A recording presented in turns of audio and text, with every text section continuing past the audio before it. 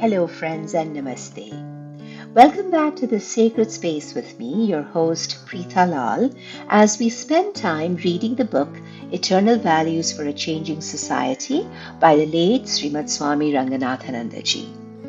As you are aware, if you're following this podcast, Swami Ranganathananda was the 13th president of the Ramakrishna Matan mission, but he was also so much more.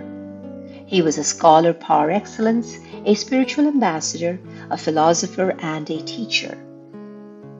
This multi-volume treatise that I have decided to read to you through this podcast is a testament to his breadth of his knowledge and the depth of his wisdom. In today's episode, Swami Ranganathananda introduces one of the most sacred of the Hindu texts, the Bhagavad Gita. It is a fascinating chapter where the Swami talks about this magnificent piece of poetry that defines Hinduism in the context of world religions as a treatise that belongs to the class of literature immortal, as he refers to it. It is a brilliant introduction into the holy book of the Hindus, but not merely from the perspective of religiosity. He touches on the political freedom of India and how the philosophy of this ancient text and its subsequent interpretation in Vedanta will be the wellspring of all spiritual awareness and awakenings of this mighty nations for decades and eons to come. This talk was offered over All India Radio on February 10th, 1950. Let us begin. The Charm of the Gita. Introduction.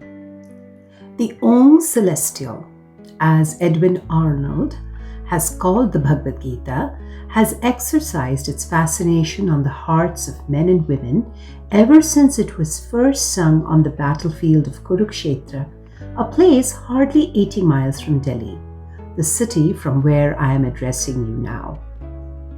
Many famous books of the world have exercised their fascination on the human mind, some of them deeply and abidingly.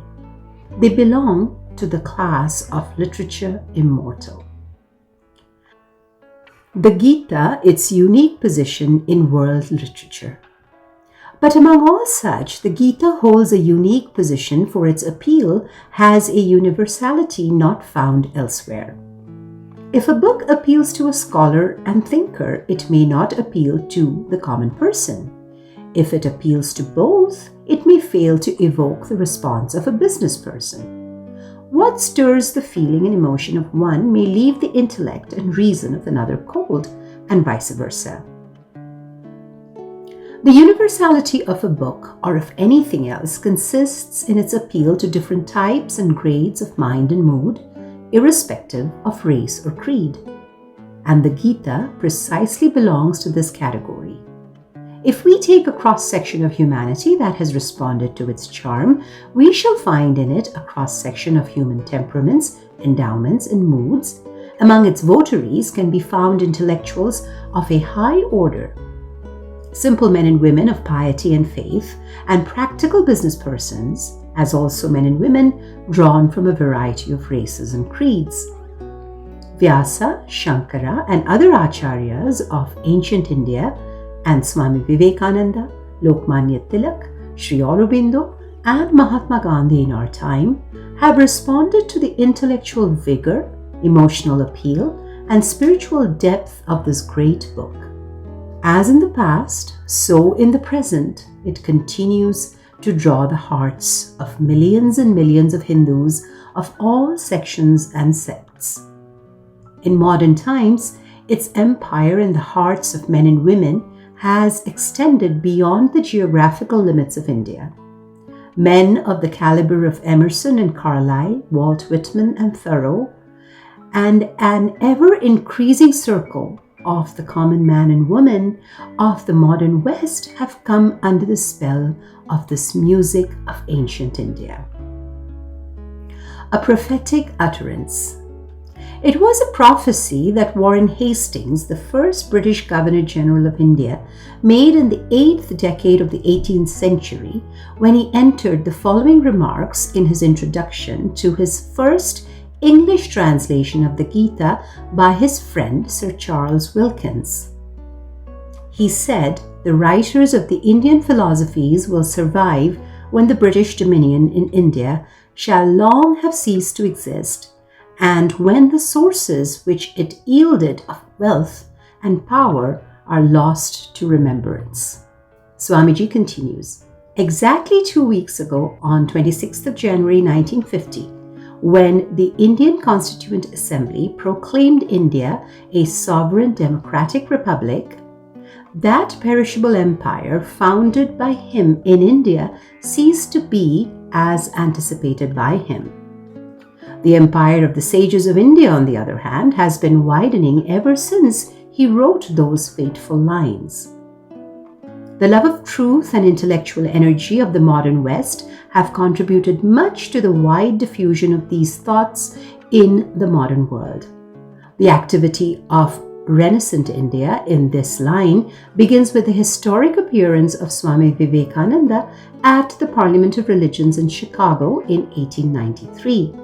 Since then, that empire has been making spiritual conquests in many a heart and intellect of the modern world, including the England of Warren Hastings himself. The march of this empire needs no armies in its front, nor diplomats in its rear, for it is the march of the wheel of Dharma, which silences, according to the Ashokan inscription of the 3rd century BCE, the war drums of human separation and sounds the music of human unity. In the words of Swami Vivekananda from the Complete Works, and I quote, like the gentle dew that falls unseen and unheard, yet brings into blossom the fairest of roses, has been the contribution of India to the thought of the world. Unquote. This is the real India, with a continuity and persistence all its own, and it has exercised a mesmerism on the contemporary world at every epoch of her long history. With the peaceful ending of that empire of Warren Hastings, this India has a chance to come of its own, and an opportunity not restricted as in the past, but thanks to the modern Western science worldwide. The world versus India's political freedom. The India of the Vedas and of Sri Krishna, of Buddha and Shankara, of Ashoka and Akbar is now politically free. After centuries of political immobilization, she has found her soul and her voice. The world around her, as much as her own children, are deeply interested in the march of her feet and the accents of her voice. There is no doubt that at this hour our hopes are mingled with fears. Will she, in her newfound freedom and power, stray into the path of what Nietzsche admiringly termed violence of deed and demeanor, and disturb with her powerful tread the already distracted world? Will her newfound voice, catching the infection of the jarring world around, fail to ring in accents of hope and cheer for the human being and his civilization? Will she not continue to be the witness to the deepest reality in the human and nature, and thus be a beacon light to a world enveloped in darkness but seeking light? Will she not be true to her historic mission of peace and friendship, renunciation and service in this unfolding epoch of world history? In short, will not free India discover herself in her true spirit and temper, and courageously set to music the time of human unity and solidarity that is haunting the ears and hearts of millions in the modern world? The answer to these questions will be furnished in the course of the next few decades. But if faith in the past of India is any guide in anticipating her future movements, we can definitely assert in advance that India will fulfill the expectations the world has of her. The past, in this case, is reinforced by the present through the dynamic national experience expressed in Sri Ramakrishna, Swami Vivekananda, and Mahatma Gandhi.